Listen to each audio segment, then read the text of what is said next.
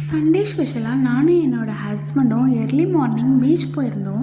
அங்கே சன்ரைஸ் பார்த்துட்டு அந்த வேவ் சவுண்டெல்லாம் ஃபீல் பண்ணும்போது ரொம்ப ரொம்ப ஹாப்பியாகவும் பீஸ்ஃபுல்லாகவும் இருந்துச்சு.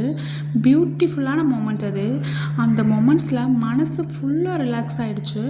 அப்போது அங்கேருந்து ஃப்ரெஷ் மீன் போட்டில் இருந்து எடுத்துகிட்டு வந்தாங்க. அதை பார்த்த உடனே இன்றைக்கி லன்ச் இதான்னு டிசைட் பண்ணிட்டோம். ஃப்ரெஷ் மீன் ரொம்ப டேஸ்ட்டாக இருக்குன்னு என் ஹஸ்பண்ட் சொன்னாங்க. ஸோ அதனால் உடனே யோசிக்காமல் வாங்கிட்டோம். மீனை குழம்பு வைக்கவும் ஃப்ரை பண்ணவும் வாங்கிக்கிட்டு கொஞ்சமாக ப்ரான் வாங்கிக்கிட்டோம். அப்புறம் வீட்டுக்கு வந்துட்டு குக் பண்ண ஸ்டார்ட் பண்ணியாச்சு. இன்றைக்கு டிஃப்ரெண்ட்டாக அரைச்சி விட்டு மீன் குழம்பு தான் செஞ்சுருந்தேன். கடாயில் எண்ணெய் விட்டு வெந்தயம், ஜீரகம், சோம்பு, கருவேப்பிலை போட்டு வதக்கி விட்டுட்டு ஒரு மிக்ஸி ஜாரில் வெங்காயம், தக்காளி தனித்தனியாக அரைச்சி எடுத்துக்கணும். ஃபஸ்ட்டு வெங்காயம் சேர்த்து பச்சை ஸ்மெல் போகிற வரைக்கும் வதக்கிக்கணும். அப்புறம் தக்காளியை சேர்த்து வதக்கி விட்டுக்கணும். வதங்கின உடனே மஞ்சத்தூள், மிளகாய்த்தூள், உப்பு, எண்ணெய் பிரிஞ்சு வர வரைக்கும் நல்லா வதக்கிக்கணும். வதங்கின உடனே புளிக்கரைசலை சேர்த்துக்கணும்.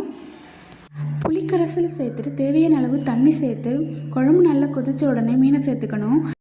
அப்புறம் ஃபிஷ்ஷை ஃப்ரை பண்ணுறதுக்கு மசாலா போட்டு ஒரு 1/2 hour ஊற வச்சாச்சு.